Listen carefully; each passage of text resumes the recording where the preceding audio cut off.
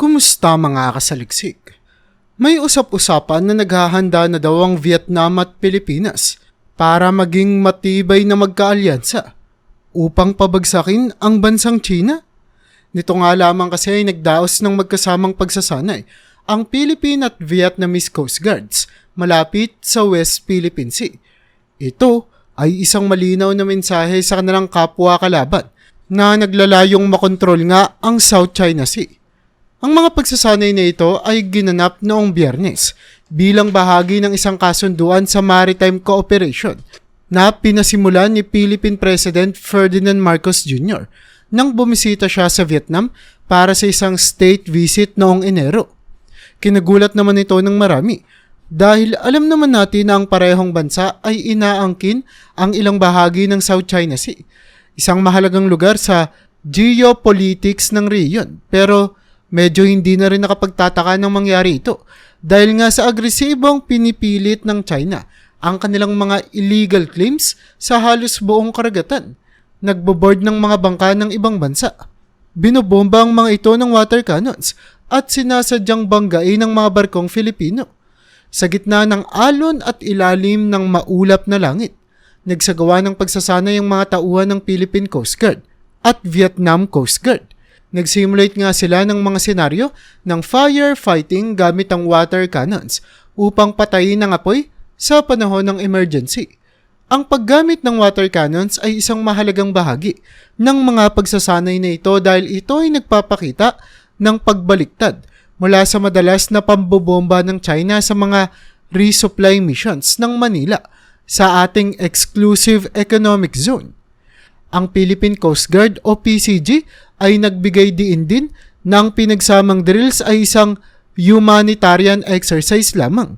Gayunpaman, ang mga aktibidad na ito ay maaaring maging batayan para mapalakas ang kooperasyon sa pagitan ng mga bansang may baybayin sa South China Sea at mga isla sa pinag-aagawang karagatan. Isang ruta ito na dinaraanan ng 60% ng global maritime trade. Pero iba naman ang opinyon ni Chester Cabalza. Ayon kay Chester Cabalza, na siyang nagtatag ng isang kilalang think tank operation sa Manila na tinatawag na International Development and Security Cooperation, ang mga joint drills na isinasagawa ng Pilipinas at Vietnam ay isang direktang tugon sa mga ilegal na aksyon ng militar ng Beijing, China. Binigyang diin niya ang tinatawag na Maritime Rules-Based Order. Ito ay isang sistema ng mga patakaran at regulasyon na sinusunod sa karagatan na nagbibigay daan sa Vietnam at Pilipinas na magtulungan at magkaroon ng isang matatag na partnership. Dahil dito, ang mga pagsasanay o exercises na ginagawa nila ay tinuturing na responsable at legal. Ibig sabihin, ang parehong bansa ay sinusunod ang mga patakaran ng International Maritime Law, kaya ang kanilang pagkilos ay naaayon sa batas at hindi paglabag. Hindi sila direktang nakikipag-engage o nakikipagkontrahan sa China upang ipaglaban ang kanilang mga karapatan bilang mga soberanong bansa. Sa halip, gumagawa sila ng mga hakbang na nagpapakita ng kanilang pagtutol sa mga aksyon ng China. Ngunit ginagawa nila ito sa paraang naaayon sa batas at may pag-iingat. Hindi katulad sa ginagawa ng China na tahasan ng pangrarahas at pag-atake sa atin. Pero pag-usapan muna natin ng mabilisan ang kasaysayan ng Vietnam at Pilipinas para sa pinag-aagawang teritoryo na ito. Matatandaan kasi na ang Vietnam ay kumuha ng ilang bahagi ng lupa sa mga pinag-aagawang karagatan gamit ang tinatawag nilang land reclamation para makabuo ng mga isla. Sa kabilang banda, ang pinaka-nakitang presensya naman ng Pilipinas sa dagat ay ang ginawa nating settlement sa Tai-Tu Island at ang BRP Sierra Madre na nakadaong doon. Isang warship ito na noong 1990 ay sinadyang pinatigil at pinadaong sa Second Thomas Shoal. Ang mga joint drills ay tumagal ng mahigit 2 oras na nagpapahintulot sa mga Coast Guard personnel mula sa parehong bansa na magsagawa ng search and rescue operations at aerial surveillance. Nagsagawa rin sila ng isang passing exercise upang matiyak ang maayos na komunikasyon sa pagitan ng mga barko ng dalawang Coast Guard. Nagpadala ang Philippine Coast Guard o PCG ng kanilang malalaking barko ang BRP Gabriela Silang na nagmula pa sa Manila Bay. Ang biyahe ay tumagal ng 3 oras papunta sa kanlurang bahagi ng Corregidor Island sa Bataan, isang lalawigan sa hilaga ng Pilipinas na nakaharap sa West Philippine Sea. Ang BRP Gabriela Silang ay pinangalan sa isang bayani ng Pilipinas na si Gabriela Silang, ang nanguna sa pag-aalsa laban sa mga Kastila noon. Ang barkong ito ay madalas ginagamit ng gobyerno ng Pilipinas para bantayan ng mga pinag-aagawang bahagi ng dagat. Samantala, ang mga drills na ito ay isa sa mga hakbang na isinasagawa ng Administrasyong Marcos para mapabuti ang maritime cooperation habang umiinit ang tensyon sa West Philippine Sea. Ayon kay Cabalza, sa pamamagitan ng pag-simulate ng masamang pag-uugali at iligal na mga aksyon ng China sa karagatan, ang mga bansang nagkiklaim sa bahagi ng South China Sea ay handa na nga ring ipagtanggol at protektahan ang kanilang mga teritoryo. Ang tinutukoy niya dito ay ang mga bansa katulad ng Vietnam. Pero hindi naman lahat ay natutuwa sa mga nangyaring ito, lalo na sa mga pinag-aagawang teritoryo na ito sa dagat. Tulad na lamang ni Mark Manantan, na Director ng Cybersecurity at Critical Technologies sa Pacific Forum International sa Hawaii, na binigyang diin ang pagkakawatak-watak ng mga miyembro ng ASEAN pagdating sa maritime tensions sa South China Sea. Kumbaga, ay hindi na talaga maiiwasan na masira ang mga alyansang nabuo natin sa kontinente ng Asya dahil lamang sa mga iligal na pag-aangkin ng China. Pero ayon din naman kay Mark Manantan na mas mabuti na kapwa mga Asyano ang nagtutulungan para sa pagpapabuti ng ating mga teritoryo at hindi nangingialam ang ibang mga bansa. Ito ang kanyang naging pahayag. Quote-unquote. Anumang tawag sa aktibidad na ito, kung katulad man ito ng paggamit ng water cannons o harassment tactics ng China o hindi, ang mahalaga ay ang pagpapakita ng kakayahan ng Vietnam at ng mga ahensya ng Pilipinas na magtulungan at mag-coordinate kahit wala ang presensya ng mga external players tulad ng US o Japan. End quote. Ito ang pahayag niya sa Nikkei Asia.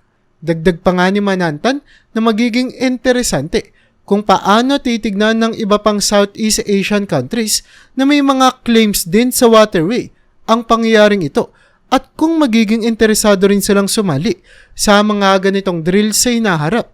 Sa katunayan, noong Hunyo, inibitahan ng PCG ang mga bansang ASEAN tulad ng Cambodia, Thailand at Malaysia na lumahok sa mga susunod na exercises.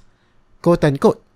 Sana maging regular na ang mga ganitong aktibidad para ipakita sa China na ang mga Southeast Asian claimant states ay hindi lamang basta-basta at tagasunod lamang ng malalaking mga bansa tulad ng Amerika. End quote. Pero alam mo ba, kung tutusin ay mas kawawang Vietnam kaysa sa atin dahil ang kaalyado nating Amerika ay mas nakafocus sa Pilipinas kaysa sa kahit na anumang bansa dito sa Asia. Sa katunayan nga niyan, ay handang magbigay ang Amerika sa atin ng halos 2.7 billion pesos para sa pagpapaunlad ng ating mga military, mapa-Navy man yan o Air Force. Pero sa susunod na video na natin yan pag-uusapan. Sa ngayon, ay dapat malinaw sa atin kung paanong hindi lang tayo ang nakakaranas ng pang-aapi ng China. Dahil maging ang Vietnam ay may mahaba ring kasaysayan sa pag-aalipusta ng higanteng bansa na ito sa kanila.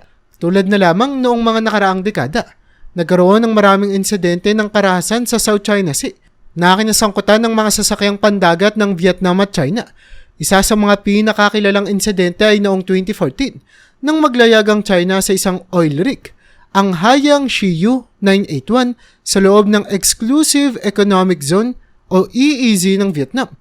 Ang aksyon na ito ay nagdulot ng tensyon at marahas na banggaan sa pagitan ng mga barko ng dalawang bansa. Ang mga Vietnamese fishing boats ay iniulat na binangga at hinadlangan ng mga Chinese Coast Guard vessels na nagresulta sa maraming sugatan at malaking pinsala sa kanilang mga sasakyang pandagat. Bukod pa rito, noong 1988, naganap ang isa pang mapait na labanan sa Johnson South Reef. Sa labanan na ito, 3 Vietnamese transport ships ang nawasak matapos silang atakihin ng Chinese Naval Forces. Ito ay nauwi sa pagkamatay ng 64 na Vietnamese sailors at pagkawasak ng kanilang mga barko. Ang insidenteng ito ay nagpatibay sa kontrol ng China sa ilang mga reef sa Spratly Islands na siyang dahilan ng patuloy na territorial disputes sa rehiyon. Kaya naman sa kasalukuyan, patuloy pa rin ang tensyon sa pagitan ng dalawang bansa. Ang South China Sea kasi ay isang napakahalagang maritime route at mayaman sa likas na yaman tulad ng langis at natural gas. Dahil dito, patuloy na nagkakaroon ng military confrontations at diplomatic disputes sa kabila ng mga international rulings tulad ng Permanent Court of Arbitration ruling noong 2016 na pumabor sa Pilipinas laban sa China, nananatili pa ring matindi ang agawan ng teritoryo sa rehiyon na nagdudulot ng patuloy na karahasan at di pagkakaunawaan.